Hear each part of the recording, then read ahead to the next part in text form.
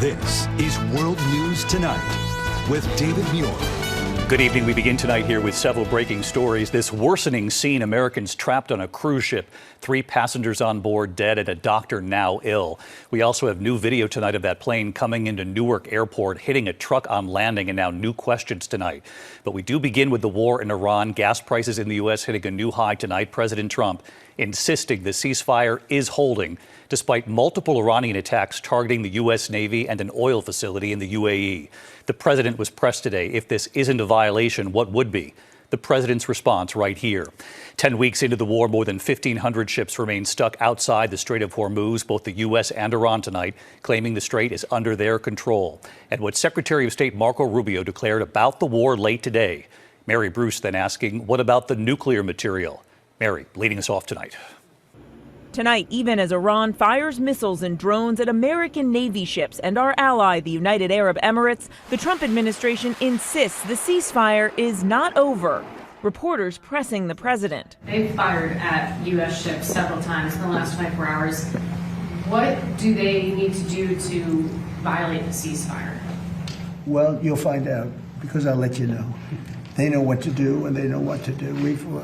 They know what not to do, more importantly, actually. But today, a top Iranian official insisting, quote, we have not even begun yet, adding, we know full well that the continuation of the status quo is intolerable for America. Here at home, the average price of a gallon of gas now topping $4.50, the highest it's been in 4 years. The price of beef soaring more than 15% over the past year. Yesterday, the administration launched an effort to reopen the Strait of Hormuz to commercial traffic. But in the past 48 hours, only 2 commercial ships have crossed, more than 1,500 stacked up outside.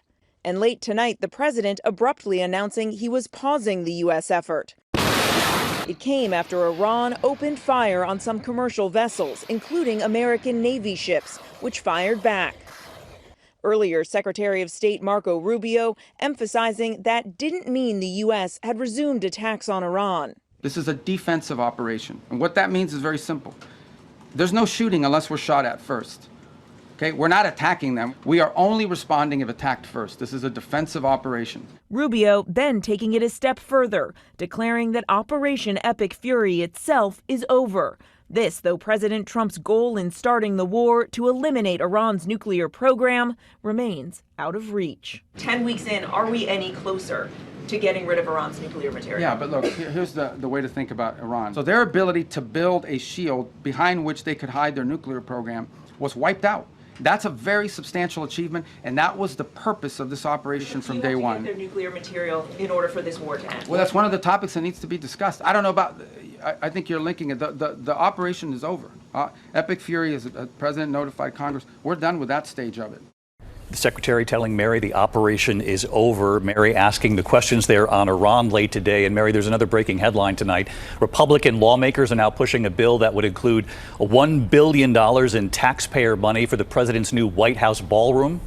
And David, this came as a surprise. Republicans are including $1 billion for the president's ballroom in a funding bill they're preparing to pass themselves. They claim it will only pay for security enhancements. The president, of course, has already torn down the entire East Wing to make way for the ballroom. And of course, he promised it would be paid for entirely by private donations. David. All right, Mary Bruce leading us off tonight. Mary, thank you. The other developing story at this hour, this unfolding scene on board a cruise ship.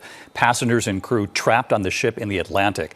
The race to contain a suspected deadly virus outbreak now. 3 dead, 17 Americans among those stuck on board. And tonight we've learned a British doctor who was treating passengers is now sick himself.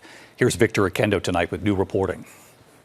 After 3 deaths on board this luxury cruise ship, tonight teams are racing to contain a suspected outbreak of a rare strain of hantavirus that health officials say may spread person to person. We do believe that there may be some human-to-human transmission that's happening among the really close contacts, the husband and wife, people who've shared cabins. The World Health Organization suspects the first victims, a Dutch couple, were likely infected before boarding the ship weeks ago in Argentina, where the rare Andes strain was discovered. At least 4 people have fallen ill, including a British doctor who has been caring for sick patients. He's now in serious condition and will be airlifted tonight along with 2 other patients before the ship sails on from Cape Verde to Spain's Canary Islands. 17 Americans among those stranded on that ship. Hantavirus is usually spread through exposure to rodents. Workers are now disinfecting cabins as a precaution. Tonight, health officials are trying to reassure the stranded passengers. We hear you, we know that you are scared, and we're trying to make sure that the ship has as much information as they can. Yesterday, American passenger Jake Rosemarin opened up about the fear and uncertainty on that ship. All we want right now is to feel safe, to have clarity, and to get home. Tonight, we checked in with Jake, who says everyone on board remains in good spirits and are hopeful, saying there are safety measures in place, masking, meals delivered to cabins, and access to decks for fresh air. The ship is expected in the Canary Islands in 3 or 4 days. Spanish health officials say passengers and crew will be examined, treated, and eventually transferred home. David? 3 or 4 more days. Let's hope they get off this ship soon. Thank you, Victor. Now to the newly obtained video here tonight showing those alarming moments when that United passenger jet came in for landing at Newark Airport, flying so low over the turnpike that the plane hit a truck and a light pole. Authorities say this was a near disaster and what they're now asking tonight with these new images. Here's Gio Benitez. Tonight, the clearest video yet of that United Airlines 767 slamming into a bakery delivery truck and a light pole. Federal investigators studying the newly obtained video showing the plane inches from disaster. The massive wheel hitting the top of that truck. You can see the incoming plane in this dashcam video just before impact. The driver hit with glass and debris. These photos obtained by ABC News show the damage to that truck. That driver was taken to the hospital where he was treated and released for minor injuries. If they had pulled up at the last second too abruptly, they would have dragged the tail and possibly created an even worse situation. Around 2 p.m. Sunday, gusty winds causing that flight with 231 people on board to land on runway 29. The runway takes you right over the New Jersey Turnpike, a shorter runway forcing pilots to get on the ground as soon as they can. What this shows very clearly is that this airplane was over 100 feet lower than where it should have been as it crossed the New Jersey Turnpike and brushed the top of a truck and a light standard. And David, United says that the crew members who were flying that plane have now been removed from service as they conduct a rigorous investigation.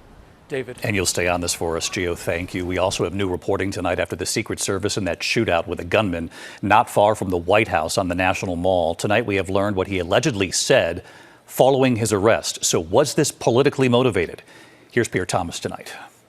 Tonight, top law enforcement officials identifying the suspect in the National Mall shootout that sent tourists and reporters running as 45-year-old Michael Marks, who had a Texas driver's license. D.C. U.S. Attorney Jeanine Pirro sitting down exclusively with ABC News, officially confirming the suspect's identity and saying that charges are imminent. The complaint is being drawn right now. He is charged and will be charged with an assault on a federal officer and discharging a firearm during a crime of violence. Any sense of why he was in Washington? Is any sense that this is politically motivated? Well, one of the things that he said on the way to the hospital was F the White House and kill me, kill me, kill me 3 times. But he was very clear, F the White House. Law enforcement sources say investigators have executed search warrants on his phone and other devices. On Monday afternoon, undercover Secret Service agents and officers noticing a suspect with a print of what appeared to be a firearm. The agents calling for backup. The suspect drawing a handgun and opening fire.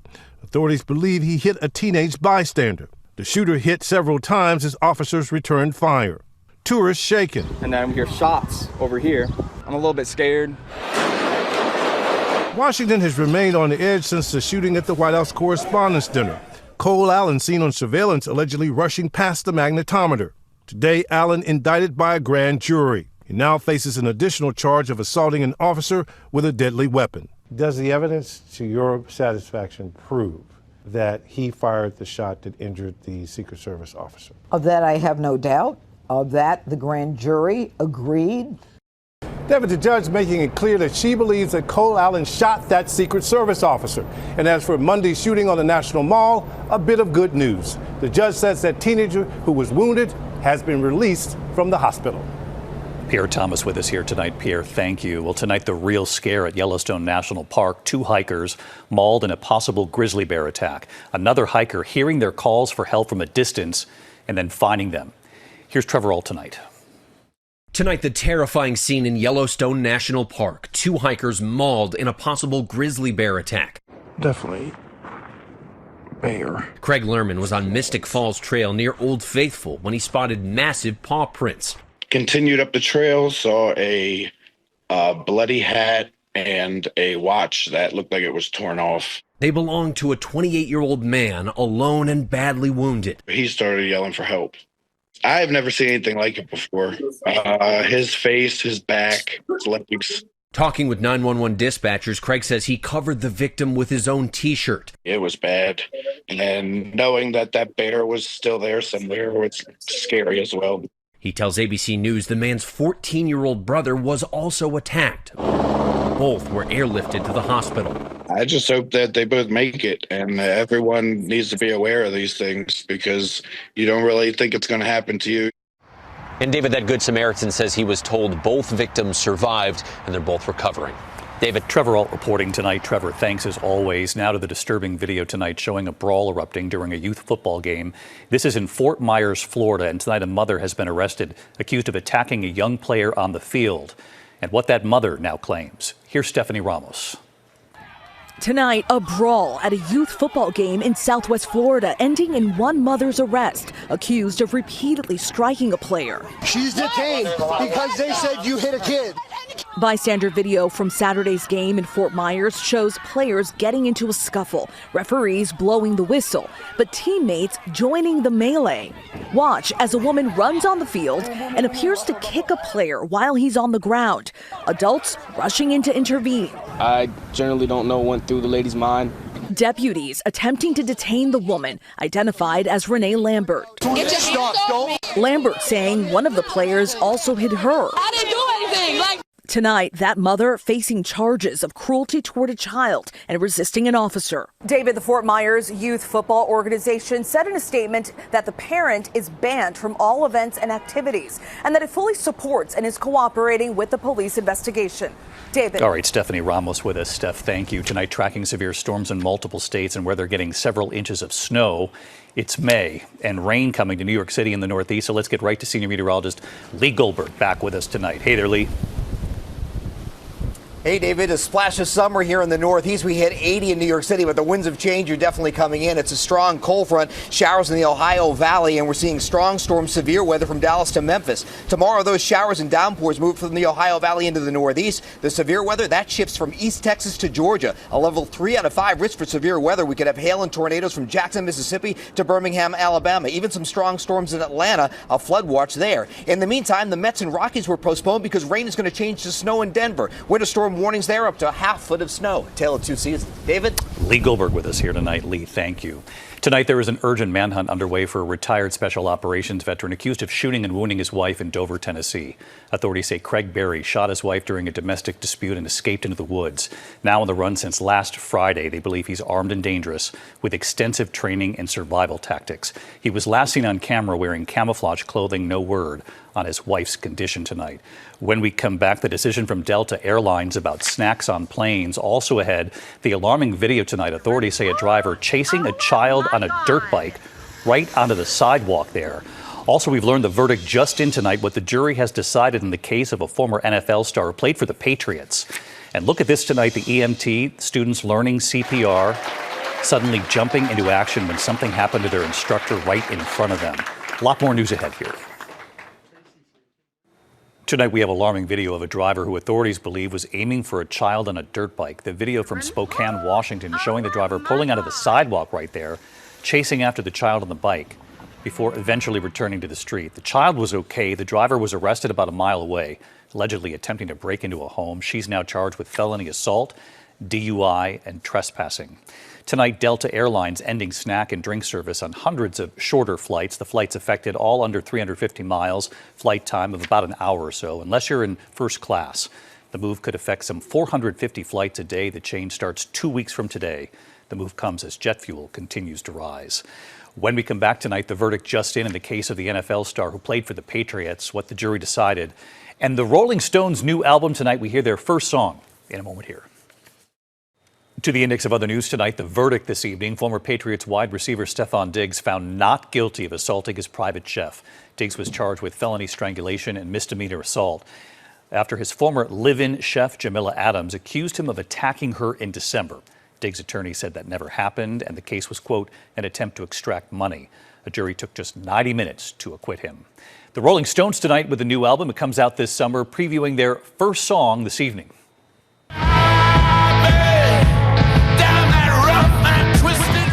Rough and Twisted, a blues number from the new album called Foreign Tongues, with Mick Jagger, Keith Richards, Ron Wood, and guest artists Steve Winwood, Paul McCartney, and others. Foreign Tongues comes 62 years after the band's first album. Official release, July 10th. When we come back here tonight, he was teaching his class CPR when the unthinkable. But those students jumped in, and quickly. Finally tonight here, America Strong. He was teaching them CPR, and they were clearly listening. Tonight in Appleton, Wisconsin, just outside Green Bay, one extraordinary act. The EMT students learning CPR, then saving their teacher's life during their lesson. EMT paramedic instructor Mr. Carl Arps has taught students for years at Fox Valley Technical College.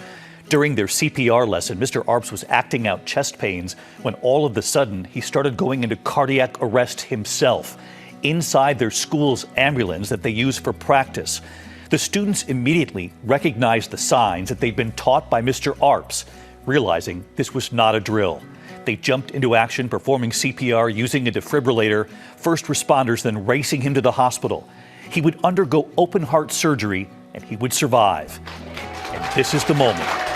Mr. Arps walks back into that very classroom to thank the students he taught. And right here tonight, hi, David. His EMT students, Sophie DeValk and Anella Reel. I was in the right spot at the right time. Something that I feel like anyone would do if they were in our position at that time. Hi, David. Students Logan Lair and Brian Marsh. It's been pretty sweet to see him up and moving again, which is it's awesome to see. I definitely will feel far more confident walking out into the field at the end of everything than I did walking into class on the first day. And tonight, joining us too. Hello, David. Their EMT instructor, Mr. Arps, back home and proud of his students. I am living proof that CPR works. Learned how to save lives. My students did, and I'm here. Thank you. Have a good night, David. I'll think of all the lives you've saved, Mr. Arps, and now your life has been saved too. I'll see you right back here tomorrow. Good night. David Muir, the most trusted anchor in America, the most